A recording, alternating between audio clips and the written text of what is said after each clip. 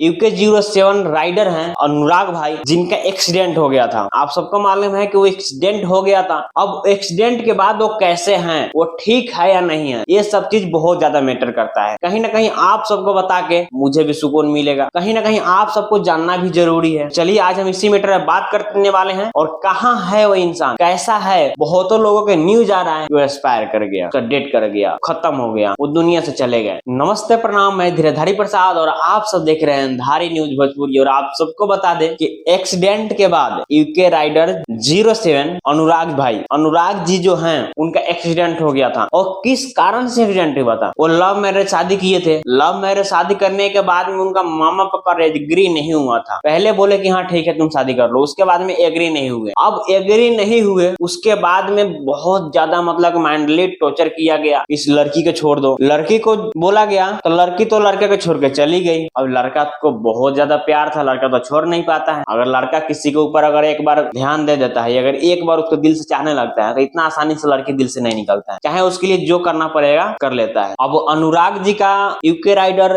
07 अनुराग जी का उनका mummy papa का कहना था कि नहीं तुम लड़की का छोड़ दो, लड़की अदर कास्ट की है और अदर कास्ट वाली लड़की से तुम्हारी शादी नहीं कराया जाएगा, हम उसमें एग्री नहीं होंगे। तुम्हारे पास पैसा है, तुम्हारे पास हर चीज है, तुम जो चाहोगे सो कर सकते हो, लेकिन हमारा मन नहीं रहेगा, हमारा कोई सहयोग नहीं रहेगा। समझो कि अगर तुम शादी कर ले हो तो तुम्हारे घर से अलग रहना पड़ेगा, तुम्हारे से हमारा कोई नाता रिश्ता नहीं। अब जो मामा पापा जो मतलब कि पास के पोस के शिक्षा दिया, ज्ञान दिया, वो इतना से इतना बड़ा कर दिया। अब उसका बात इंसान कैसे नहीं माने। फिर अनुराग बहुत मनाने की कोशिश किया, वो नहीं मान रही थी। ना मानने के कारण, ना मानने के बाद वो बोल रहे थे उनका मम्मी पापा कि तुम्हें बर्बाद कर देंगे, तुम्हें खुशी से नहीं जीने देंगे, खुशी से नहीं रहने देंगे। अब इतना ज्यादा माइंडली टेंशन हुआ, माइंडली टॉर्चर हुआ कि जब लड़की भी चली गई, अब लड़का को भी मतलब कि अपनाने के लिए माना कर रहा है, बोल रहा है कि नहीं तुम उसके साथ रहोगे तो हम रखेंगे नहीं। उनका 2 घंटा का जो वीडियो आया, वो वीडियो मैंने पूरा देखा। वो पूरा देखने के बाद में मैंने अच्छे जो भी मुझे लगा वो मैंने कमेंट भी किया। उसके बाद उनका